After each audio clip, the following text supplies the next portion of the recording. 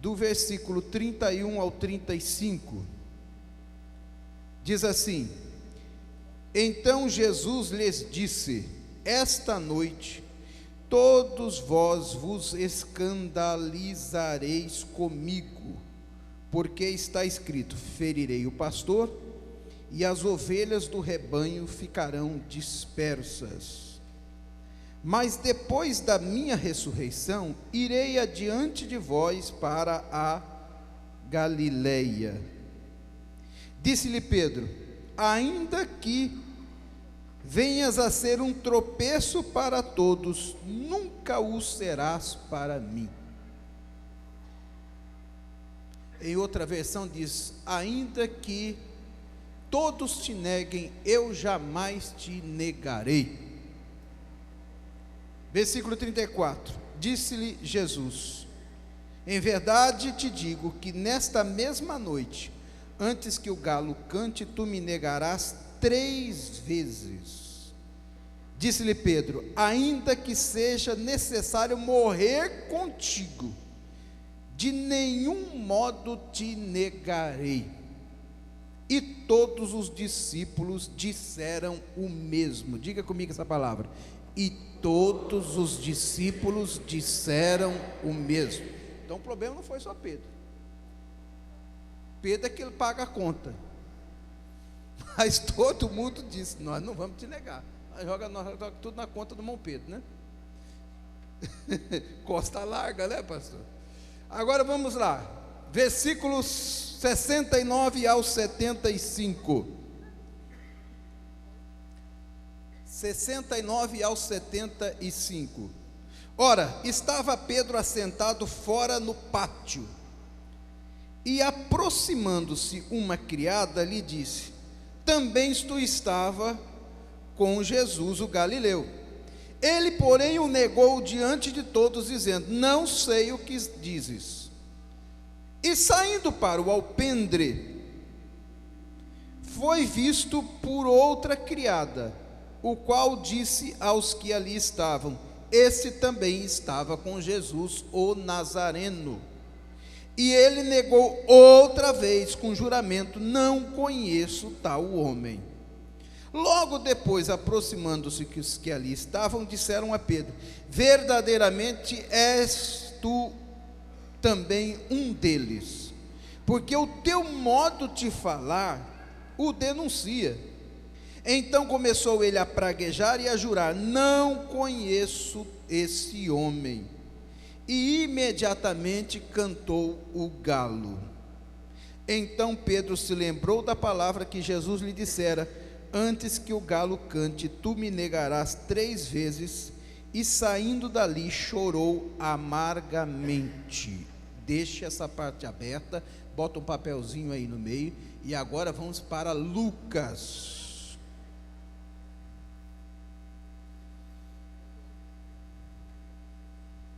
Agora vamos para Lucas, o capítulo 22.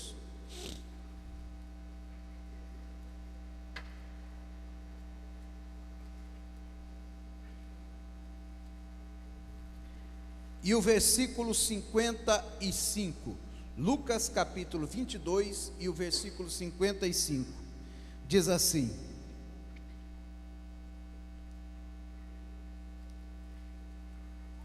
e quando acenderam fogo no meio do pátio, e juntos se assentaram, Pedro tomou lugar entre eles. Muito bem, você vai deixar essa parte aberta aí. Nós vamos cantar um hino, que vamos cantar todos juntos, e depois vamos meditar nesta palavra nesta noite. Os irmãos do teclado, dos instrumentos aí, podem me ajudar, por favor. Muito conhecido, me deu uma vontade muito grande de cantar esse hino hoje. É do Voz da Verdade. O tema dele, o nome dele é Escudo por toda a minha vida. Ó Senhor, te louvarei, pois meu fôlego é a tua vida e nunca me cansarei. Por toda a minha vida, ó Senhor, te louvarei, pois meu fôlego é tua vida, e nunca me cansarei. Cante comigo, vamos. Posso ouvir a tua voz, é mais doce do que o mel, que me tira desta cova e me leva até o céu. Já vi fogo e terremotos, vento forte que passou. Já vivi tantos perigos, mas tua voz me acalmou. Tu dá ordem e ao mar aos seus limites. Eu me sinto tão seguro, ó Deus, no teu colo, ó Altíssimo. Cante comigo. Não há ferrolhos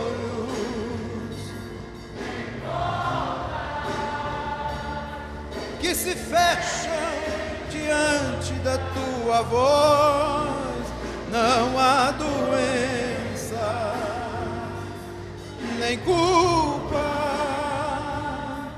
que fiquem, e a tempestade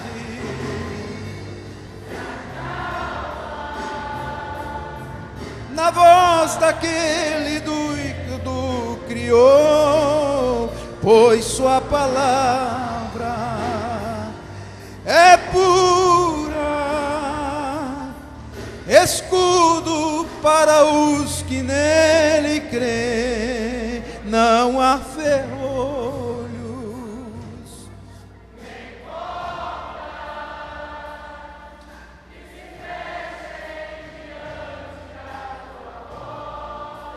não há doença, nem culpa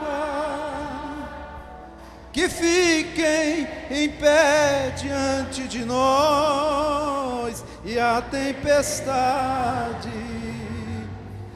se acalma na voz daquele que tudo criou, pois sua palavra é pura, escudo para os que nele crêem.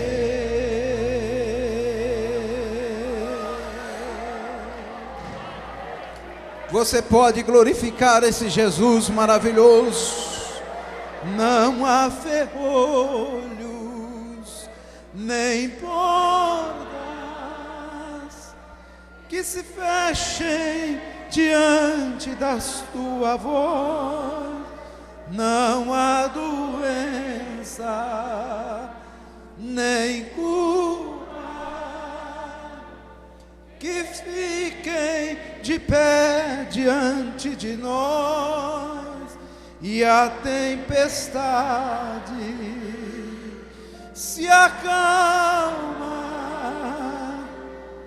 na voz daquele que tudo criou, pois sua palavra é pura, escudo para os que nele crêem.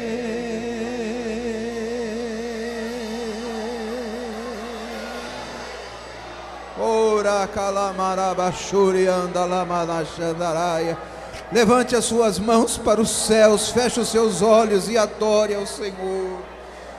Aproveite esse momento agora e adore ao Senhor, adore ao Senhor, adore ao Senhor, adore ao Senhor.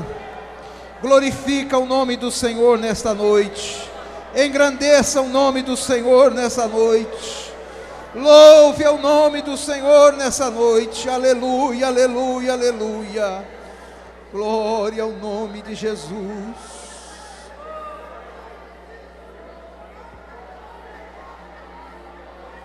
Aleluia. Aleluia, aleluia, aleluia, aleluia, aleluia, aleluia, aleluia, aleluia. Aleluia. Oh, bendito seja o nome do Senhor. Glória a Jesus. Tomem os vossos lugares.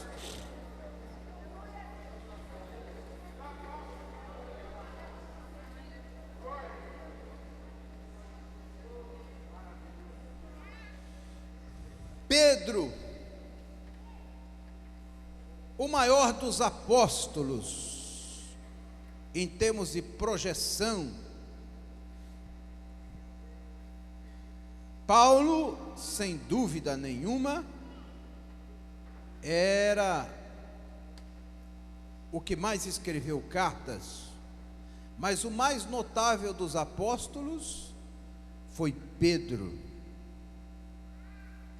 Pedro foi um dos primeiros apóstolos que, após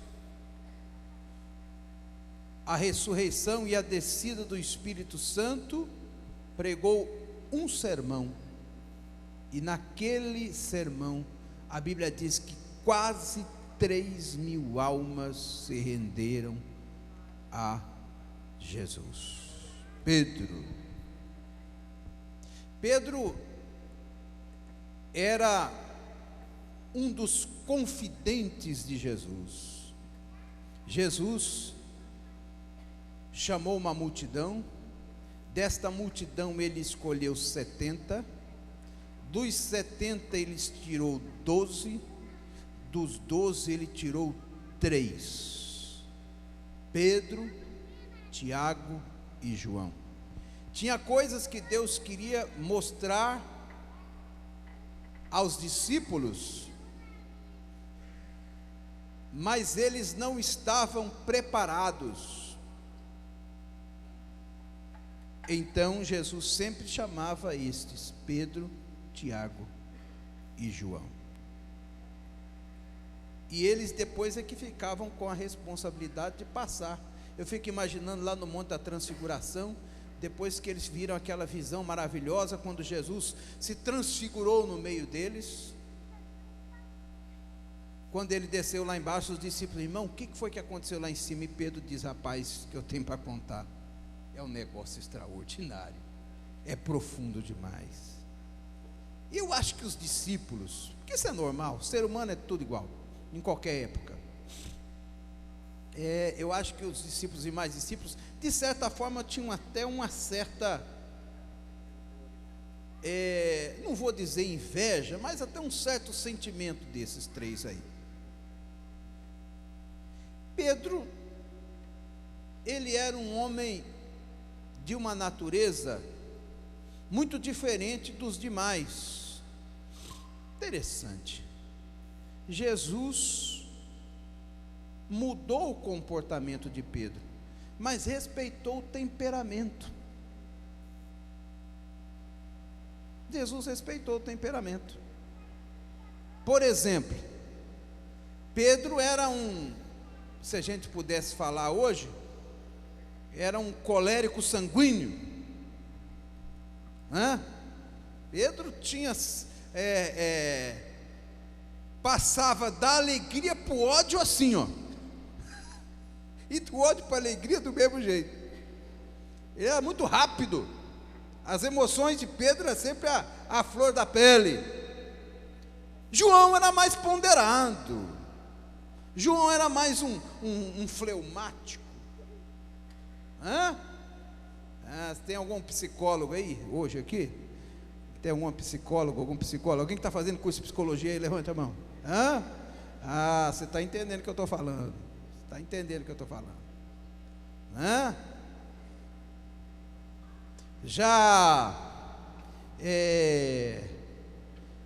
Tiago era mais melancólico.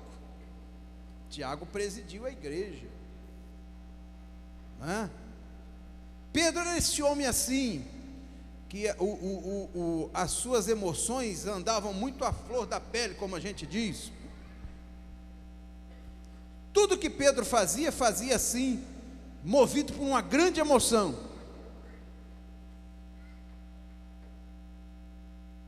Vocês lembram que quando vieram para prender a Jesus, foi Pedro que pegou a espada, arrancou a espada da bainha e disse: já que é para o negócio, não vai levar, ninguém vai levar Jesus aqui não. E partiu para cima dos soldados. Jesus, quando viu aquilo, tem um soldado lá, quando viu, tem um doido aí no meio dele, está com espada para lá e para cá. O soldado desviou assim, passou perto, irmão, mas ia cortar a cabeça do soldado no meio, escapou o soldado, mas a orelha ficou. Tchum. Só deu tempo de escapar a espada, assim, cortou a orelha vazou para um lado de lá, o sangue velho jorrou.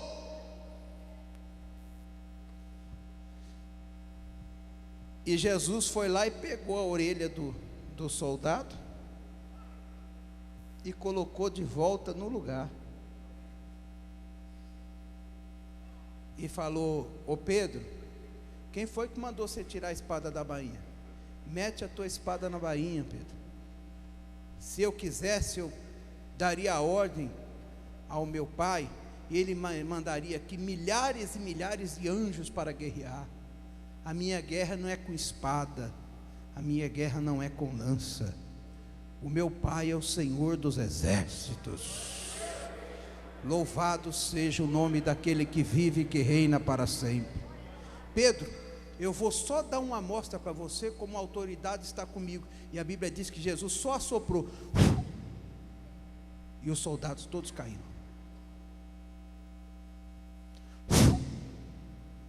Pronto. Os que vieram prender Jesus só com um assopro, caíram todos por terra. Daqui a pouco eles se colocaram tudo com medo. Vocês vieram para me levar? Pode me levar. Pode me levar. Louvado e exaltado seja o nome do Senhor. E Pedro saiu dali e passou a seguir a Jesus. Ô irmãos, eu disse agora há pouco que o pobre do Pedro leva a fama mesmo. Pedro negou a Jesus. Só que nós acabamos de ler um versículo. A palavra de Deus é uma coisa tremenda. Está aí, versículo 35. Todos fizeram a mesma coisa, só Pedro levou a fama. Pedro, ainda eu vou dizer para você que no pior das qualidades foi o menos ruim, porque os outros não se ouviu nem se falar, vazaram de lá mesmo. Pedro ainda ficou seguindo Jesus, acompanhando assim meio de longe, mas os outros, queria saber onde é que estava o irmão João. Lá no pé da cruz ele estava, mas na hora aqui da prisão ele vazou. Irmão Tiago, irmão Mateus, o Judas eu nem vou falar, porque esse já tinha passado de Jesus no cobre mesmo. Mas todos, cada um foi para o seu lugar, e Pedro ainda ficou por ali. Apesar de ser um dos principais e o mais, digamos assim, espontâneo dos apóstolos, Pedro teve o seu dia de fraqueza. Pedro teve o seu dia de vulnerabilidade. Pedro negou a Jesus. Foi talvez um dos dias mais tristes, talvez o dia mais triste da vida de Pedro. Aliás, a Bíblia diz que quando Jesus olhou para Pedro e ele lembrou-se daquela palavra que ele disse: você vai me negar 3 vezes antes que o galo cante. A Bíblia diz que ele saiu dali e foi chorar amargamente. Você sabe o que é chorar amargamente? É chorar querendo não parar de chorar até a morte chegar. Esse é o sentido da palavra. Chorar até morrer. Não quero parar de chorar. Eu quero chorar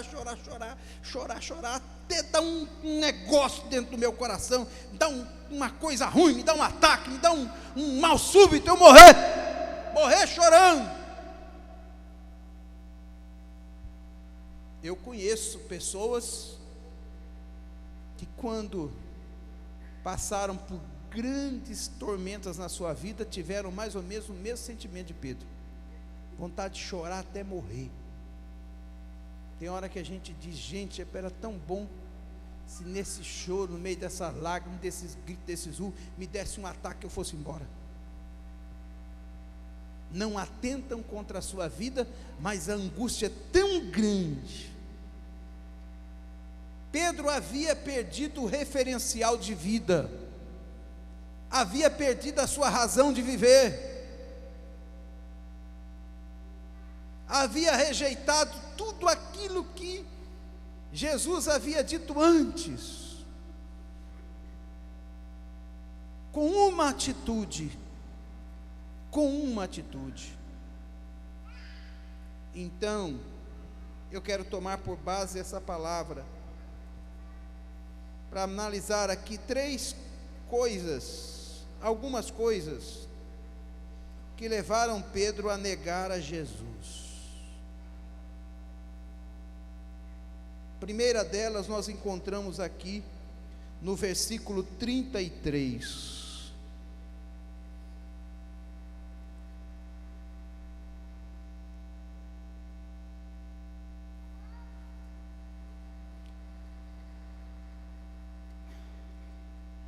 Ao versículo 35. Os que já estão com a sua Bíblia aberta, digam amém. Então leiam comigo, versículo 33 ao 35 de Mateus. 1, 2, 3. Disse-lhe Pedro, ainda. Vamos ler todos juntos? 1, 2, 3.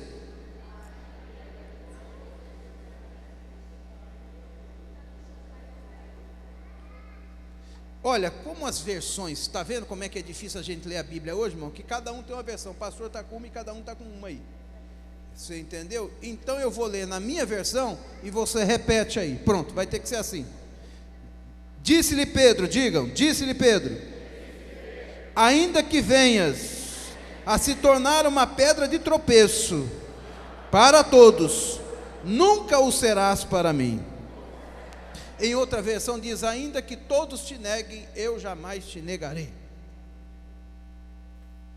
Versículo 34, replicou-lhe Jesus, repitam, em verdade te digo, que nesta mesma noite, antes que o galo cante, tu me negarás 3 vezes. Disse-lhe Pedro, ainda que seja necessário morrer contigo, de modo nenhum te negarei. De modo nenhum te negarei. De modo nenhum te negarei.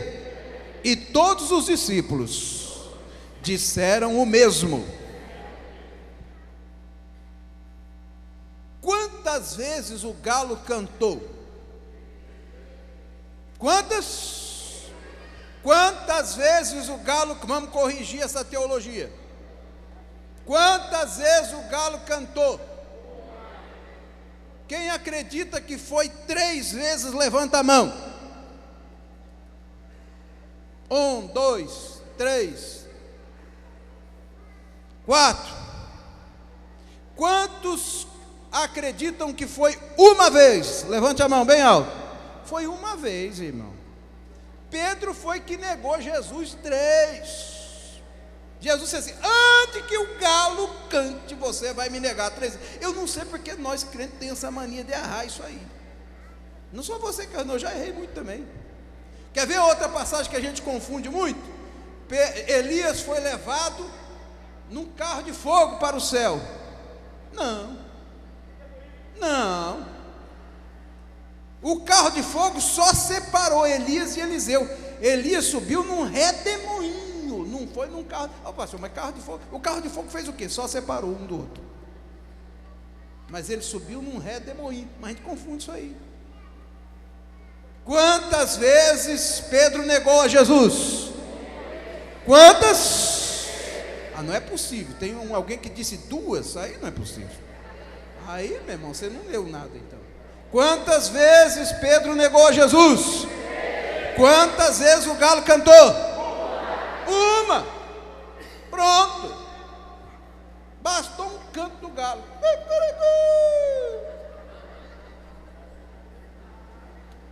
Agora o galo cantar meia-noite é difícil. É difícil. Não é tão incomum, mas é difícil. Por isso que Jesus disse: o galo vai cantar.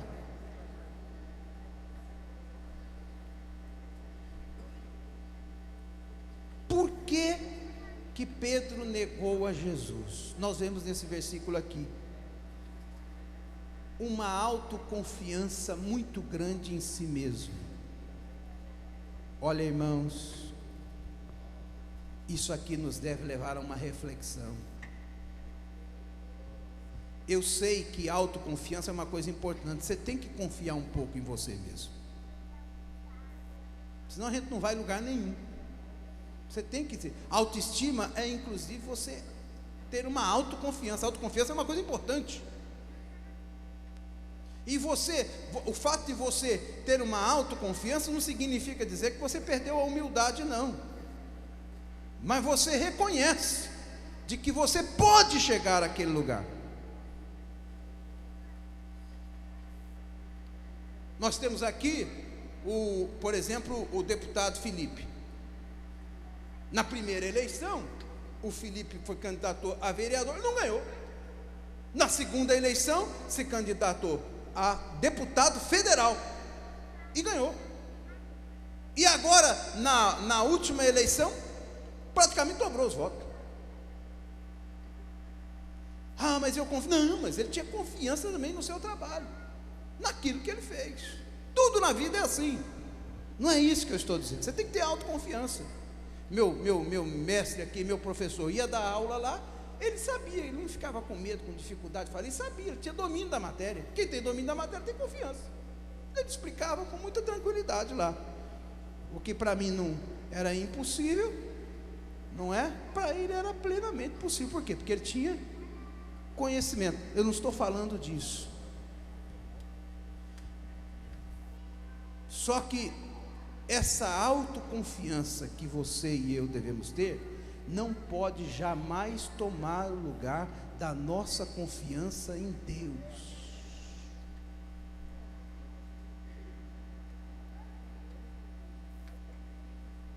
Os que confiam no Senhor são como os montes de Sião, que não se abalam, mas permanece.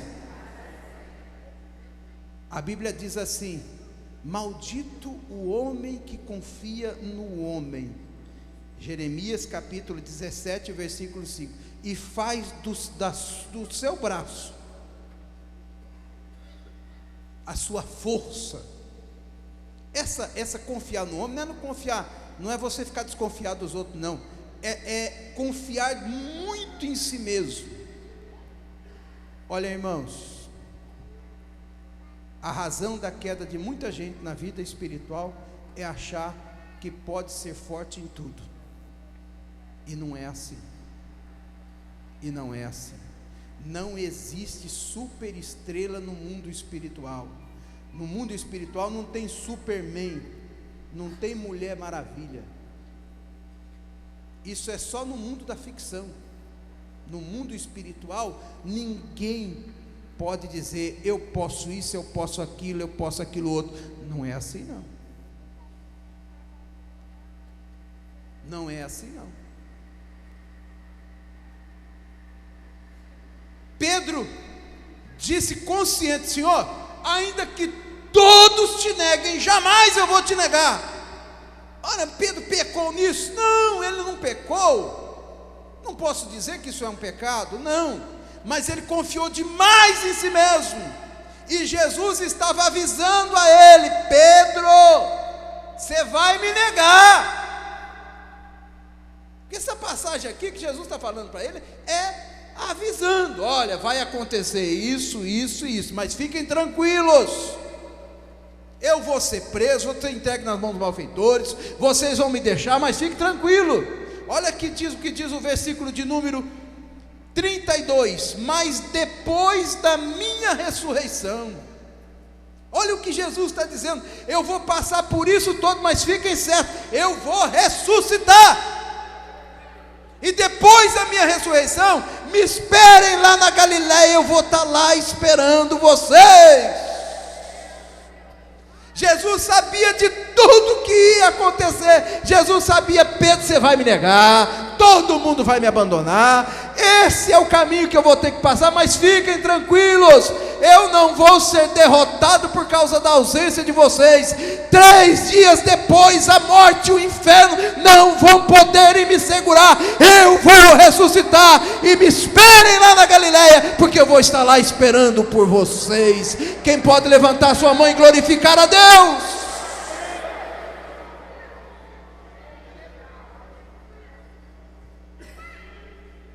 Aleluia, aleluia, aleluia. Era como se Jesus estivesse dizendo para todos: olha, fiquem tranquilos, não se desesperem com o que vai acontecer, não percam a fé, não percam a esperança. Eu sei de tudo que vai acontecer, eu sei que vocês todos vão me abandonar, que Pedro vai me negar, que Judas vai me trair, eu já estou sabendo de tudo, mas fiquem tranquilos, eu vou ressuscitar. Aleluia, aleluia, aleluia. Eu não vou deixar vocês só.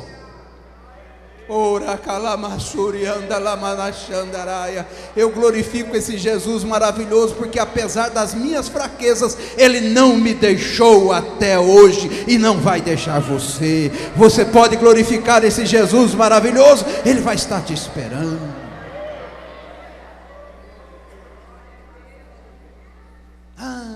Se Pedro ouvisse essa palavra e ficasse no temor e na reverência, gente, Jesus disse que vai passar por isso tudo.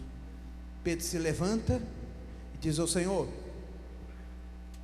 eu não sei o que vai ser dos outros aí, esses outros aí eu não sei, mas da minha parte, eu quero dizer para o Senhor que eu nunca vou te negar.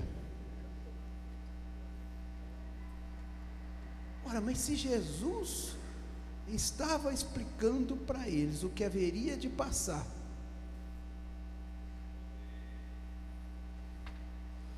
autoconfiança excessiva. Quando a Bíblia diz assim, eu estava dizendo que maldito o homem que confia no homem, o sentido original é maldito a pessoa que confia em si mesmo. Irmão, coração do homem, coração de ser humano, é terra que ninguém pisa, só Jesus.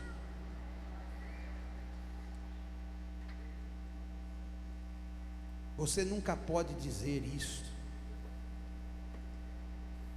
você nunca pode afirmar isso. Quanta gente que eu já vi sofrer na vida espiritual porque fizeram votos precipitados, usaram de palavras precipitadas, e hoje estão padecendo por causa da sua precipitação. Porque uma palavra maldita, e essa palavra maldita é inclusive ligado com maldição. A palavra maldita é mal falada. Maldito quer dizer isso, mal falado.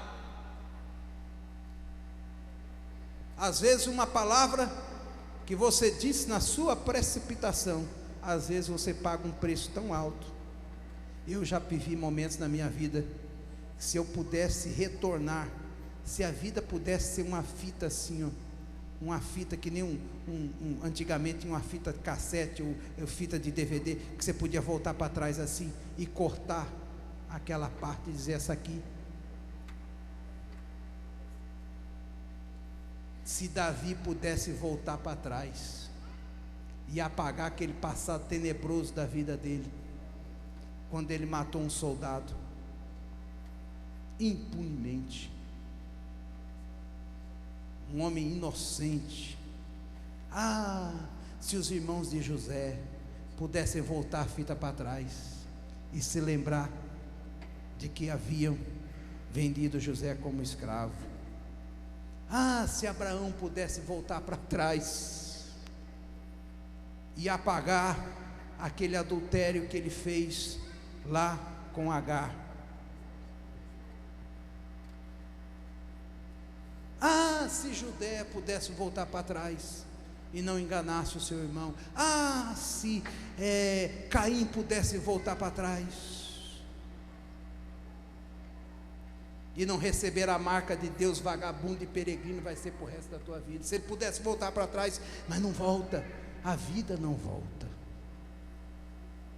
A gente não tem esse poder de apagar o passado, mas a gente tem o poder de escrever um novo futuro para a nossa vida. O passado não nos pertence, mas o futuro é todo meu e seu. Sou eu que decido qual é o futuro que eu vou ter para a minha vida, em nome de Jesus Cristo.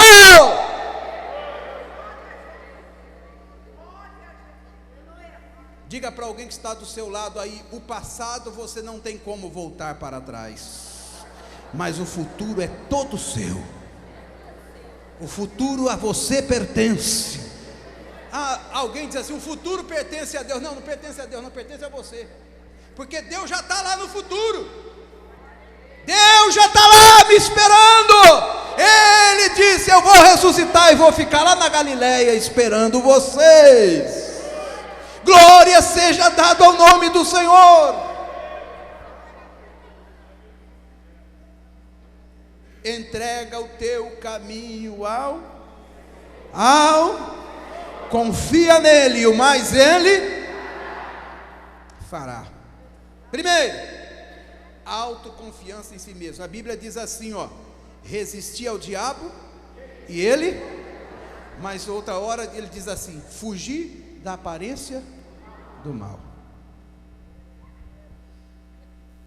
Tem gente que acha que pode tudo na vida espiritual. Irmão, se você tiver com o mal diante de você, a Bíblia diz que não é para você enfrentar ele, não.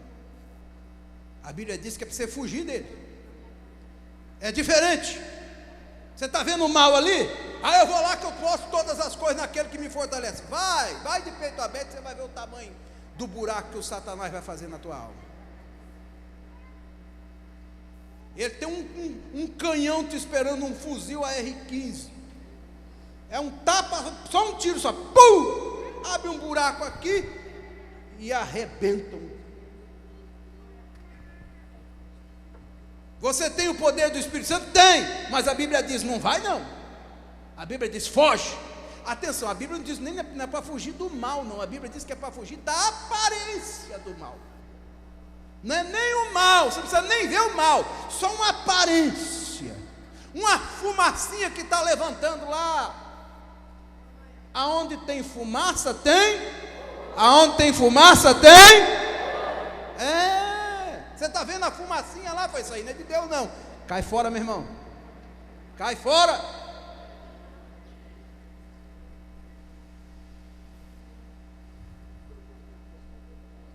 Agora vai chegar um momento na sua vida que o diabo vai chegar na tua frente. Você vigia, você faz, mas de repente ele se coloca na sua frente. Aí Jesus diz: nessa hora você faz autoridade, diz: resiste ele.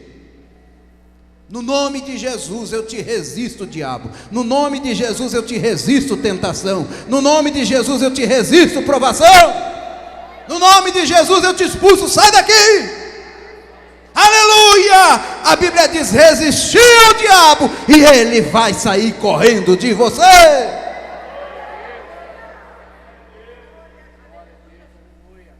Olha, irmãos, eu já vi muito crente querer investir contra o reino das trevas aí de peito aberto. Não tem valente para isso não. Ei, ô irmão, não adianta você brincar com essa tentação, não é que você está pensando que você vai poder equilibrar ela.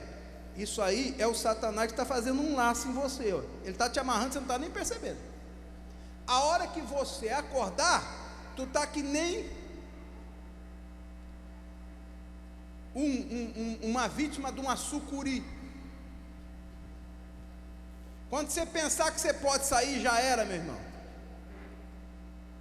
ela vai te forçar, vai te quebrar todinho, e depois vai te engolir. Não tem valente para isto. Carne, não existe valente para isso. Ah, mas eu vou orar, vou jejuar, vou consagrar. Ótimo, você vai alinhar o seu pensamento com Deus. Mas não significa que depois do jejum, da consagração e da oração, tu pode sair enfrentando. Não é assim não. Não é assim não. Não tem valente para isso. Não tem valente para isso. A Bíblia diz: você está vendo o mal? Não, não estou vendo o mal, não. Estou vendo só uma aparência. A Bíblia diz: foge dele. Irmão, fugir é fugir mesmo.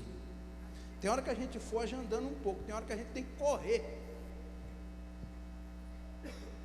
É fazer que nem José fez com a mulher de Potifar.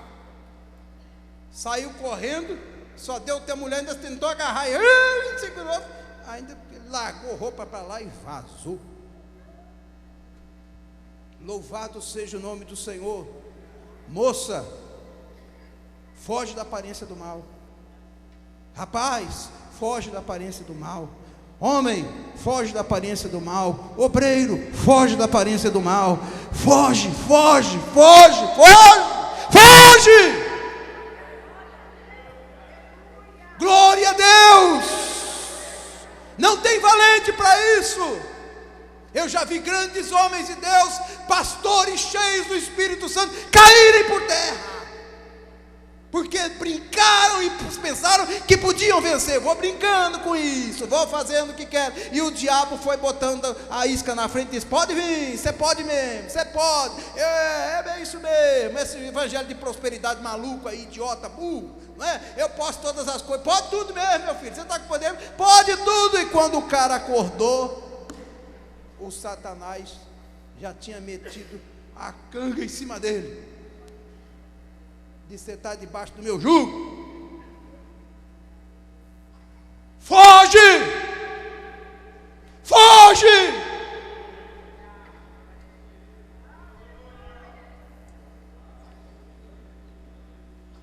Segunda coisa, versículo 57 e o versículo 58 do capítulo 26 de Mateus.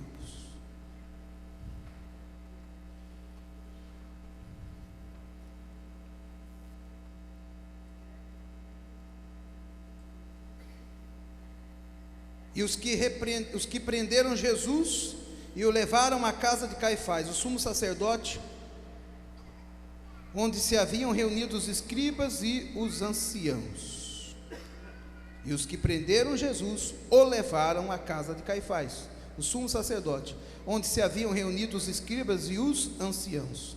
Versículo 58, repita comigo: Mas Pedro o seguia de longe, até o pátio do sumo sacerdote, e tendo entrado, assentou-se entre os serventuários para ver o fim. Diga comigo essa palavra: para ver o fim. Como é que diz outra versão aí, hein? Quem é que tem uma versão diferente do versículo 58? Tem alguém que tem alguma versão diferente aí? Está aqui em cima do púlpito?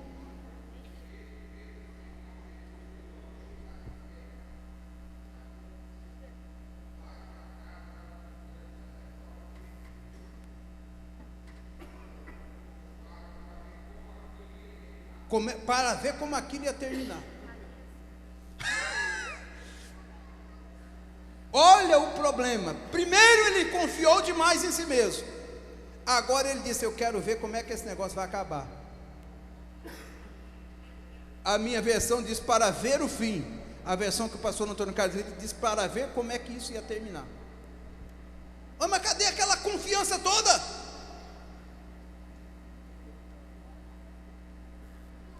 Até então ele não havia negado ainda. Ele estava só acompanhando. Esse é o segundo problema. Quando você passa a seguir Jesus de longe. Uma coisa foi consequência da outra. Primeiro, ele confiou demais em si mesmo e deixou de confiar na palavra de Jesus. Segundo, natural. quando você passa a confiar demais em si mesmo, você deixa Deus de lado, e você faz a sua caminhada sozinho, e é a pior coisa que existe. Passou a seguir Jesus de longe. Um dos versículos mais tristes da história da Bíblia Sagrada está lá no livro de Juízes, quando diz lá que Sansão foi para enfrentar os gigantes e não sabia mais que o Espírito Santo havia se retirado dele. Confiança demais, deixou Deus de lado. Aliás, a vida de Sansão é exatamente isso. Ele começa na presença de Deus, daqui a pouco ele começa a brincar com as promessas de Deus, ele começa a brincar com a palavra de Deus, ele começa a tratar as coisas de Deus com certo desprezo, com certa parcimônia, e aí, quando ele deu por si, o Espírito do Senhor já não estava mais nele. E quando o Espírito do Senhor não está mais na vida de um homem ou de uma mulher, ele se torna uma presa muito fácil na mão do diabo. Deixa eu dizer uma coisa para você: o diabo odeia a mim e a você. O diabo tem raiva de mim e de você. O diabo tem ódio de mim e de você. O diabo, a única vontade que ele tem é de me destruir e destruir a sua vida, porque ele sabe que quando você está do lado de Deus, você pode neutralizar todas as ações dele. Você tem todo o poder no céu, na terra e debaixo da terra, para expulsar os demônios, mandar o diabo e os seus asseclas de Macharé para o inferno. Louvado seja o nome do Pai, do Filho e do Espírito Santo. Ele odeia isso.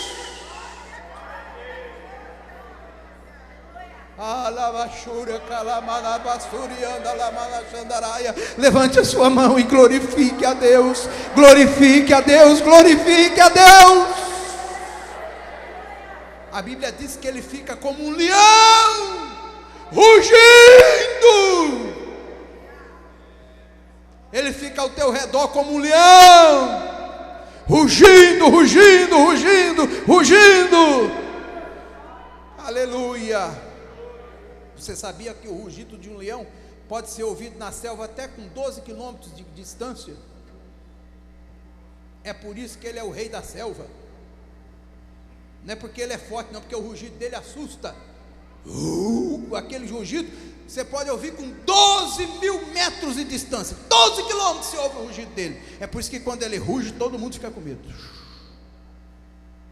A Bíblia diz que ele fica rugindo como um leão, buscando a quem possa tragar, e o crente passa na frente dele, para lá e para cá assim, ó. Louvado seja o nome do Senhor. E tem um marco delimitado assim, ó. Ele não pode passar, ele ruge, ruge, ruge, e você passa para lá e para cá. Oh, glória a Jesus, louvado seja o nome do Senhor. Aquele que habita no esconderijo do Altíssimo, a sombra do Onipotente descansará. Você faz festa na frente do leão, você canta mistério na frente do leão, fala em língua estranha na frente do leão, pula na frente do leão, e ele está rugindo, ele está rugindo, e você está dando glória a Deus, aleluia, louvado seja o nome do Senhor. Eu posso todas as coisas naquele que me fortalece. Ótimo! Enquanto você está perto dele, debaixo das asas do Onipotente, enquanto você está debaixo das mãos de Deus, fica tranquilo. Mas a hora que você começa a confiar em si mesmo, que você começa a sair, que você rompe a linha divisória, e vida cristã é uma vida de limites. A Bíblia diz assim: vós, capítulo 5 de Gálatas, vós fostes chamados à liberdade, mas cuidado para que vocês nesta liberdade não deis ocasião à carne. Você foi liberto, mas para ser servo. coisa é essa, pastor? É livre ou é servo? Liberto. Liberto das garras do diabo, mas servo de Jesus Cristo, escravo de Jesus Cristo. Quem está entendendo o que eu estou dizendo, diga glória a Jesus. Você não foi liberto para viver a sua vida, não. Você foi liberto para viver debaixo dos limites de Cristo. Glória a Deus. Eu vi uma certa vez a então ministra do meio ambiente, Marina Silva. Ela disse uma palavra que eu nunca mais, ali eu entendi o que é liberdade cristã. Ela disse na nossa convenção em Mogi das Cruzes, quando a coisa é boa a gente não guarda, não esquece nunca mais. Ela disse uma palavra, aquele dia veio um insight na minha mente assim, eu disse, meu Deus, tanto que eu precisava aprender, entrou na minha mente. Ela disse, o peixe é totalmente livre dentro da água.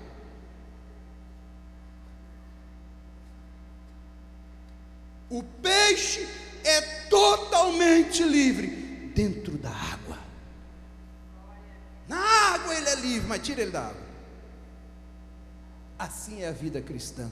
Você é totalmente livre dentro dos limites estabelecidos pela palavra de Deus. Não mais vivo eu, mas Cristo vive em mim, e a vida que agora vivo-a na fé do Filho de Deus. Já estou crucificado com Cristo.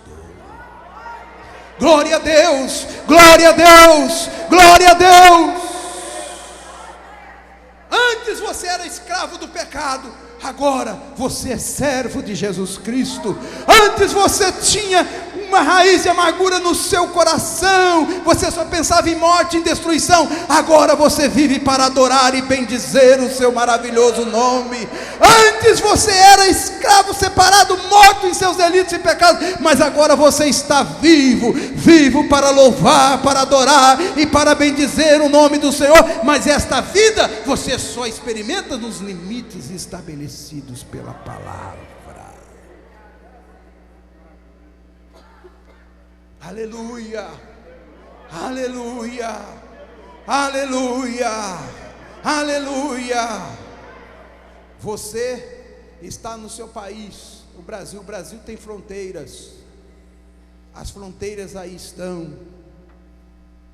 Você tem direito de usufruir dessa cidadania na sua plenitude quando você está no Brasil. Quando você está lá fora, você é estrangeiro. Estrangeiro não tem as mesmas. Quando você chega nos Estados Unidos, o que você é? Eu sou brasileiro. Onde é que fica o Brasil? Brasil? Não, até que hoje mudou, mas antigamente, há 10 anos atrás, Brasil, e tinha uns missionários que iam daqui para lá ainda, que era pior ainda, que chegava lá, irmão, dizia, irmão, lá no Brasil está um sofrimento tremendo, irmãos. Lá o povo está passando fome, morrendo de fome. Pega uma cobra assim, corta a cabeça da cobra, o rabo da cobra, e o restante da cobra come ela. Então as pessoas tinham noção que o Brasil era uma terra de índio. Eu vi muito isso na Assembleia de Deus, né? Depois o Brasil foi exportando craques aí, futebol ajudou muito o Brasil. Agora não, agora o Brasil é a 5ª economia do mundo, ou a 6ª economia do mundo. Agora somos respeitados. A gente chega nos Estados Unidos hoje, a gente é respeitado. Brasileiro, quando eles veem um brasileiro, fica doidinho. Chama a gente para vir para a loja, compra aqui, compra aqui, compra aqui.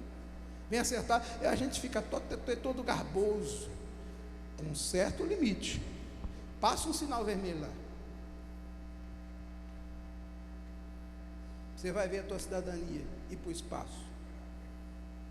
Se um policial der uma ordem para você lá para você parar, não para não, você vai preso na hora.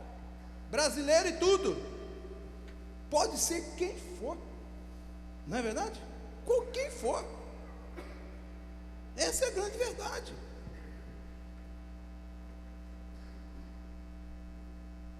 Mas quando você chega aqui no Brasil, uma autoridade prende você, essa é a regra. Eu estou falando da regra. Se a autoridade prende você, ele tem que te dar um telefone. Você vai para a delegacia de polícia, ele tem que disponibilizar um telefone para você. Ele tem que dar um telefone para você ligar, para o seu defensor, para o seu advogado, é direito. Eu já vi elemento que fui vítima de um assalto. O camarada foi preso, uns 30 minutos depois que eu estava na delegacia, chegou os caras presos. Aí chegou lá na hora, tinha até um camarada, um amigo meu, disse: oh meu Deus do céu, eu estou numa vontade de dar um tapa nesse cara. Eu falei: não vai, isso que vai dar puta vida. Aí daqui a pouco eu vi quando o delegado, vagabundo, o cara tinha botado o revólver na minha cabeça fazia poucos minutos. O delegado disse: vem cá, levanta aí, aqui o telefone, pode ligar para quem você quiser, liga para o seu pai, para sua mãe, para o seu advogado, para o seu doutor. Outra vez, quando eu fui vítima de um sequestro aqui no Rio de Janeiro, os camaradas que me sequestraram, que eu fui, tentaram me sequestrar, que Deus me livrou pelas mãos da polícia. Quando chegou lá daqui a pouco, os caras foram presos, dois deles foram presos, os outros dois perderam a vida na troca de tiro com a polícia, dois deles foram presos. Daqui a pouco eu vi quando o delegado chegou e disse: pode ligar, para quem você quiser. O cara ligou, os meus advogados chegaram depois, os dele chegou primeiro, para defender, e o meu advogado chegou muito depois. Aliás, quando ele chegou, já tinha todo mundo, já tinha acabado tudo. Falei: o que você veio fazer aqui? Eu já passei o susto todo aqui, pode ir embora. Eu estou aqui para defender. Desculpa o senhor, mas o vagabundo teve tratamento VIP. Não é porque ele teve tratamento VIP, não foi melhor que eu, não. É porque, mesmo sendo vagabundo, é cidadão. A lei tem que ser cumprida. Tem que ser cumprida. Eu vi o doutor Márcio Tomás Bastos essa semana dizer uma coisa muito interessante, um dos maiores advogados que esse país já teve. Já foi ministro da Justiça, agora tem. Mas ele é advogado. Ele diz: a justiça, a verdade, cabe a Deus julgar. Eu vou defender o meu cliente em cima de fatos. Verdade, só Deus sabe. Eu vou defender o meu cliente em cima de fatos. O fato está aí, eu vou procurar a melhor defesa para ele. Agora a verdade, só Deus. Eu vi um magistrado olhar uma vez para o pastor Amarildo Martins da Silva, lá no estado do Tocantins. Ele disse: pastor, vocês têm uma diferença muito grande de nós, porque nós, como juiz, só julgamos fatos, vocês trabalham com a verdade. Ei, que profundidade! Eu só posso trabalhar com fatos, vocês trabalham com a verdade. Vocês julgam em cima da verdade, eu julgo em cima de fatos. Não siga Jesus de longe, fica junto de Jesus, porque se você sair desse raio de ação dele, o diabo vai te destruir. Deixa eu terminar. Versículo 69. Terceira razão, porque Pedro negou a Jesus.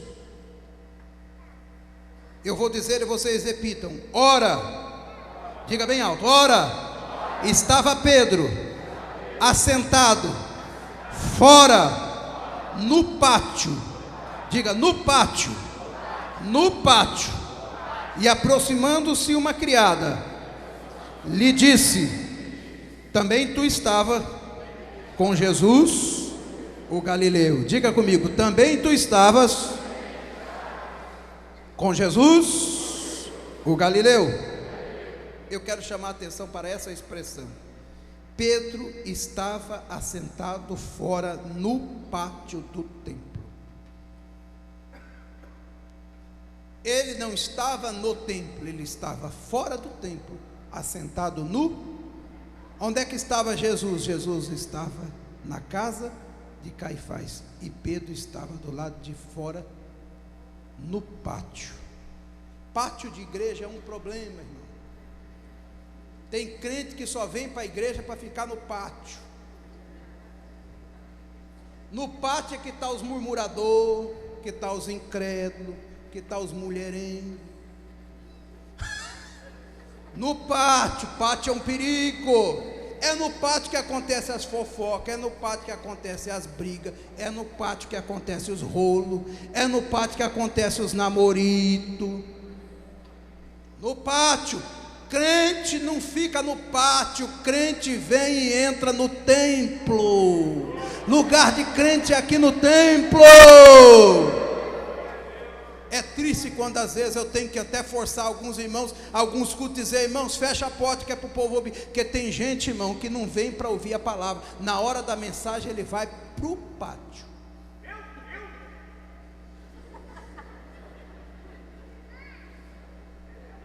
Graças a Deus que os músicos aqui melhoraram bem.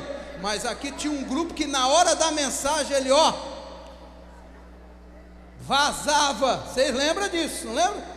Ele não ficava aqui dentro, ele ficava ali dentro, no pátio.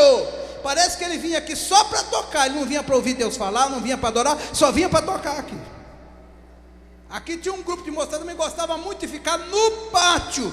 O problema de Pedro foi esse. Em vez dele ficar perto do Senhor, aonde o Senhor estava, dentro do templo, ele ficava do lado do pátio. O pátio representa um lugar de frieza na vida do cristão, lugar onde ninguém tem compromisso com nada. Crente que vem para ficar no pátio não tem compromisso com Deus, não tem compromisso com a palavra, não tem compromisso com o pastor, não tem compromisso com a igreja, não tem compromisso com os órgãos de louvor. Tem gente que vem para o ensaio da banda e fica no pátio. Tem gente que vem para o ensaio do coral e em vez de ele entrar aqui dentro, ele fica no pátio. Tem gente que vem para a escola dominical e fica no pátio. Tem gente que vem uma vez por semana na igreja, só no domingão à noite, e ainda fica no pátio.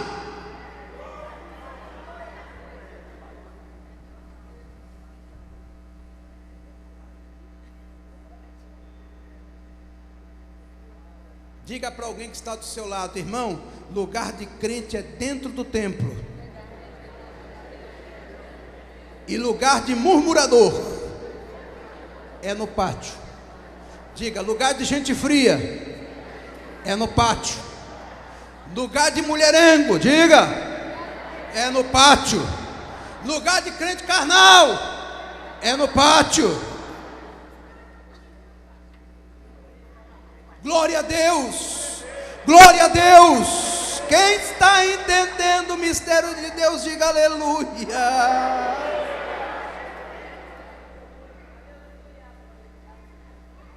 Eu acho engraçado, tem umas coisas aqui interessantes na Assembleia. Tá bom de nós criar vergonha, porque depois de 100 anos, irmão, nós já ficamos velhos, nós já não estamos crianças. 100 anos já não é mais criança, completamos 100 anos agora, mas de vez em quando a gente vê isso nas igrejas. Aqui em Madureira melhorou um pouco, mas de vez em quando eu tenho que estar chamando a atenção. Tem gente que quando o poder de Deus começa a cair aqui, a glória de Deus começa a descer, um louvor, um hino assim, ele sai de lá e vem aqui, ele fica ali na porta, Curian, o que está acontecendo? Como é que é? O que é? Ele só assiste o culto no pátio. Aí sabe como é que Deus te trata também? Como alguém de fora do templo. Deus vai te tratar do jeito que você trata Ele. Irmãos, no pátio é lugar da gente se distrair. Pátio tem muita atração, pátio tem muita diversão, pátio tem muita conversa fiada, tem papo, tem anedota, tem um olharzinho trocado. Pátio é uma beleza. Não, lugar de crente é nu, lugar de crente é nu, lugar de murmurador é nu, lugar de carnal é nu, lugar de adorador é aonde?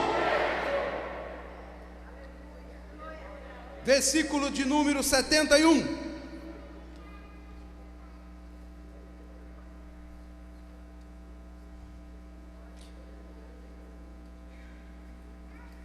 Vamos ler todos juntos, 1, 2, 3. E saindo para o alpendre, digam,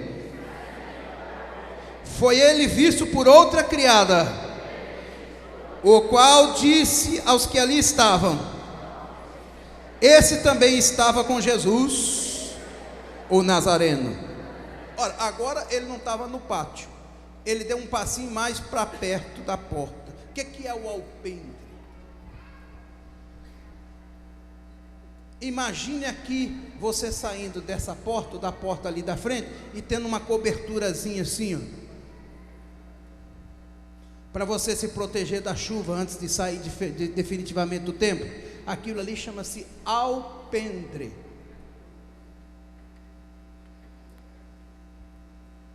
Não está nem no pátio e nem no templo, ele está no alpendre. É outro lugar perigoso. Só mudou de posição, saiu do pátio, mas não entrou no templo, continuou fora do. Muitas pessoas também estão nessa posição, só estão mudando de um lado para o outro. Tem gente, irmão, que não para em igreja nenhuma. Você já notou isso?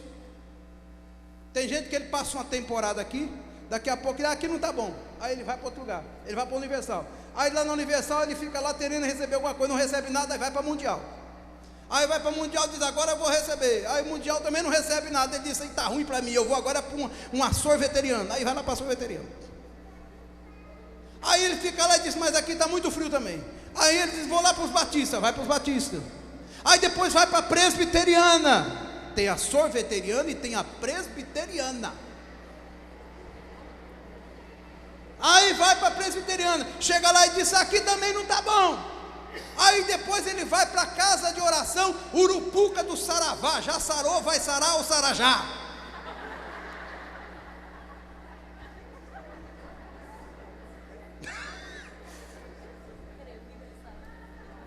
Aí depois ele não dá certo, ele diz: agora eu vou radicalizar, eu vou lá para a Assembleia de Deus dos últimos dias. Aí bota o saião de cima e embaixo. Tenho nada contra você não, Marco. Cada pecador com a sua penitência.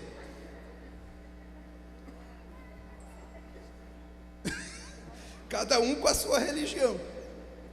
Tem nada contra você. Aí daqui a pouco ele diz: aqui também não dá certo. Aí ele vai lá para Cristã no Brasil. Chega lá na Cristã no Brasil, não valeu nada para mim até agora. Eu já vi crente sair da Assembleia de Deus para Cristã no Brasil. Aí chega lá e diz: para mim não valeu nada, eu vou me batizar nas águas de novo, quero começar tudo de novo. Aí o ancião diz: lá aqui você não vale nada não, meu filho, aqui você tem que batizar de novo. Aí você se batiza de novo. Aí depois que ele se batizou e provou todo tipo de água, o problema do avestruz não é porque ele tem um estômago limpo não, tem crente que é crente avestruz, é porque o estômago dele é sujo, não é porque ele é bom não. O avestruz come de tudo que aparece na frente, ele come prego, come pedra, ele come areia, ele come comida boa, ele come estrume, ele vai comendo o que aparece na frente, come capim, come joio, come trigo, não é porque ele tem um estômago bom não, é porque o estômago dele é sujo. Tem gente que é assim, irmão, ele não para numa igreja, ele fica andando de um lado para o outro, para lá e para cá. Aí depois que ele está todo arrebentado, aí ele lembra da casa. Aí ele chega aqui, todo quebrado. Diz: pastor, e agora? O que é que eu vou fazer?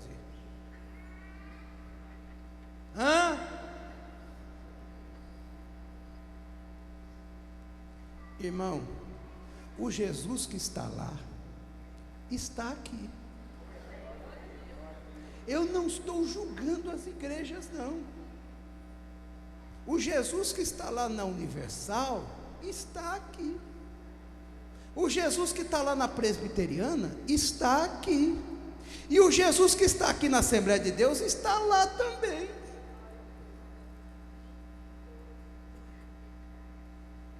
Para que você fica correndo de um lado para o outro? Por que as pessoas ficam correndo de um lado para o outro?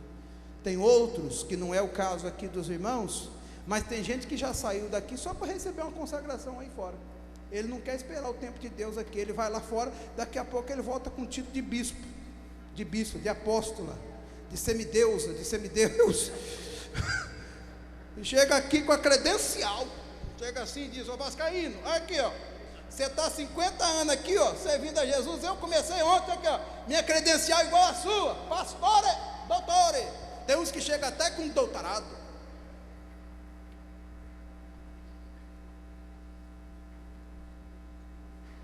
Vale nada. Sabe como é que eu trato esse tipo de crente? Professor, pastor, crente que vive no alpendre, ele nunca está bem. Ele fica perto do templo, mas não entra no templo. Ele não tem compromisso com Deus. E para terminando,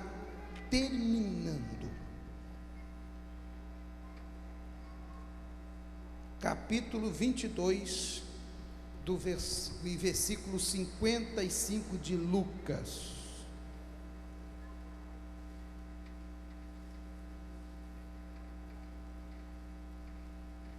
Capítulo 22 e o versículo 55 de Lucas. Lucas 22 e 55. Os que já encontraram, digam amém. Marque esse texto na sua Bíblia, mas repita comigo esse texto. E quando acenderam fogo no meio do pátio, e juntos se assentaram, Pedro tomou lugar entre eles. O fogo foi aceso aonde? O fogo foi aceso aonde? O fogo foi aceso aonde? No meio do pátio. Só que a Bíblia diz que o fogo arderá continuamente sobre o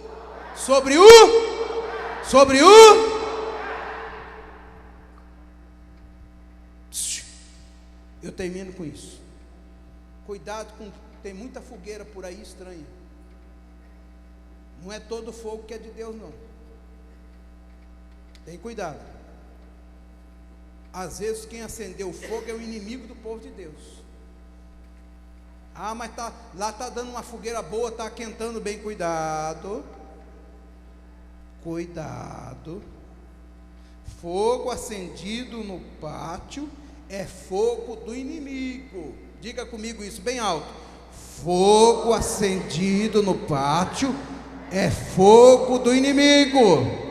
Diga para alguém que está do seu lado aí: fogo acendido no pátio é fogo do capiroto,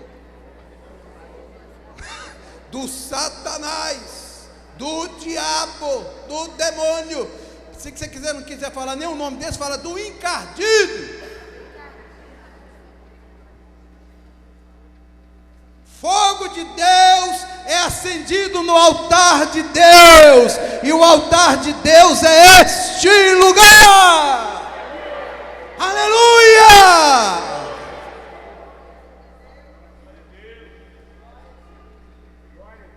Fogo no altar, diga comigo isso. O fogo do altar é fogo de Deus. O fogo do pátio é fogo do diabo. Diz assim: eu não quero nada com o diabo. Diga bem alto: o meu negócio é com Deus. Os verdadeiros cristãos têm compromisso com Deus, com a igreja do Senhor. Olha, meus irmãos, nós estamos vivendo dias no Brasil de muitos fogos estranhos que estão se acendendo. Fogos estranhos. Fogos estranhos. Alguns desses fogos que estão sendo acesos aí só estão servindo para aquecer a lenha da vaidade, do messianismo, dos salvadores da pátria. Cuidado com isso. Gente que está oferecendo um evangelho barato, gente que está se vendendo por causa das coisas deste mundo, gente que já não prega mais sobre santidade, sobre santificação, igrejas que hoje em dia só se prega prosperidade, prosperidade, prosperidade, e prosperidade resulta em dinheiro, dinheiro, dinheiro, dinheiro, dinheiro, dinheiro, carro, som, bens, lancha, avião, não sei o que, casa e tanta coisa. Dinheiro, dinheiro, dinheiro. A mensagem é dinheiro, o cântico é dinheiro, dinheiro, dinheiro, dinheiro. Mas o pastor lá não tem coragem de pregar uma mensagem sobre santificação, sobre santidade, sobre compromisso com Deus, porque fica com medo de perder o povo. Eu glorifico a Deus, porque na Assembleia de Deus, esse tipo de doença, esse tipo de enfermidade ainda não nos pegou, e pelo sangue de Jesus, não há de nos pegar nunca. Ô irmãos, você sabe por que a Assembleia de Deus não cresce no meio dos bacanas aí? Porque os bacanas muitas vezes não querem compromisso com Deus. Por que a Assembleia de Deus só cresce no proletariado?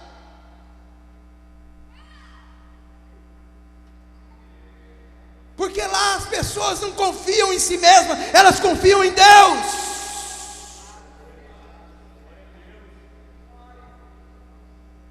Se eu quiser transformar isso aqui numa casa de show, eu vou ter show aqui dia e noite, vou fazer uma zoada.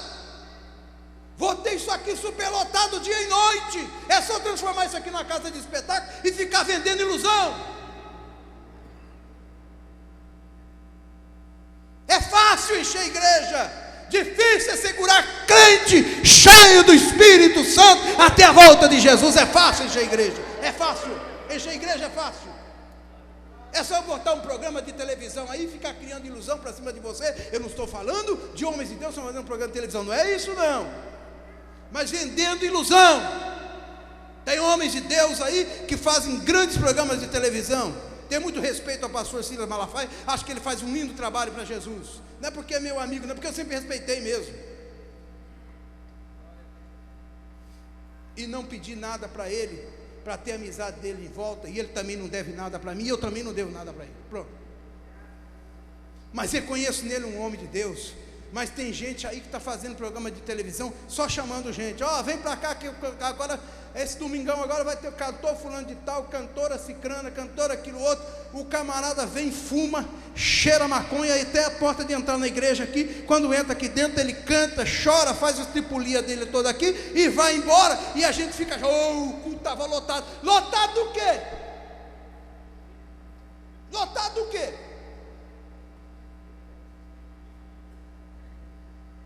É fácil encher a igreja. Agora, buscar gente que tenha compromisso com Deus, com a palavra de Deus, com a santidade, com a santificação, aí não é fácil, aí tem que ser membro mesmo. Eu louvo a Deus que a Assembleia de Deus, ela não trabalha com movimento, ela trabalha com membresia. Crente na igreja, o pastor senta aqui e já sabe até os lugares onde é que os crentes sentam. E o dia que você falta, eu já sei. Eu sento aqui e já diz, aquele irmão está faltando. Essa semana eu vi um jovem aqui, ele fez contato comigo e falou, meu filho, o que está acontecendo? Mas por que, pastor? Faz tempo que eu não te vejo. Mas não sei o que e tal. Eu falei, rapaz, eu sei onde é que você senta. Você sempre senta naquele lugar ali. Hoje ele está sentado ali. Ele está sentadinho aí. Pastor, só me desculpa, eu fui dar umas voltas por aí, eu disse, cuidado, cuidado, cuidado. Macaco que pula em tudo quanto é galho, uma hora dessa cai num galho seco aí, e um tombo só. Fica no teu lugar, fica na... Não, sim senhor, pastor, ele está aí hoje.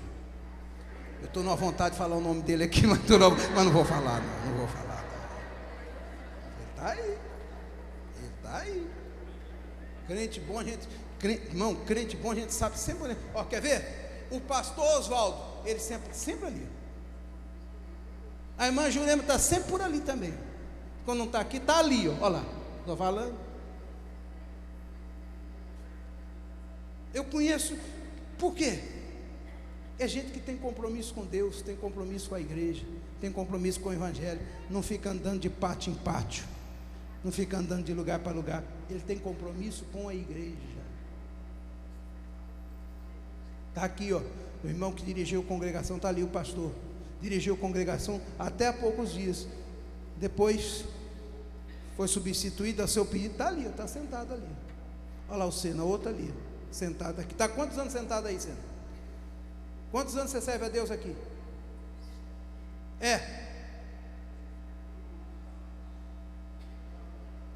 Quantos anos você está aqui? Mais ou menos. Desde 1965. Está há quantos anos aqui? Saiu de São Cristóvão, vai quantos anos isso aí, mais ou menos? 60 e poucos anos. Eu não vou falar a idade. Vascaíno nunca fica velho, fica sempre vice.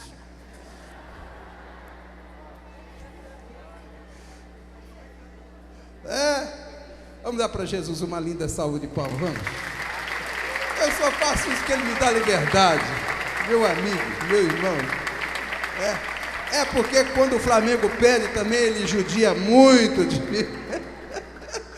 Glória a Jesus. Vamos ficar em pé. Compromisso com Deus, compromisso com a igreja. Não saia do lugar onde Deus te colocou. Aleluia. Glória a Jesus. Aqui é o lugar da tua bênção. É daqui para o céu. É daqui para o céu. É daqui para o céu. Diga comigo isso. É daqui para o céu. Diga, é daqui.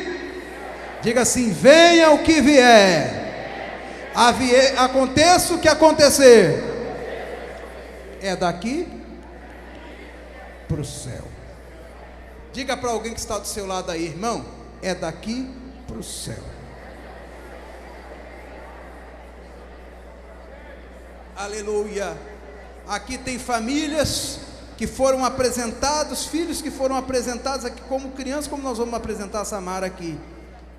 Depois foram criados aqui, batizados nas águas aqui, e já batizaram seus filhos aqui, e tem gente que já batizou os seus netos aqui. Oh, louvado seja o nome do Senhor. Que Jesus lindo é esse nosso. Vamos dar mais uma linda salva de palmas para Jesus, irmãos.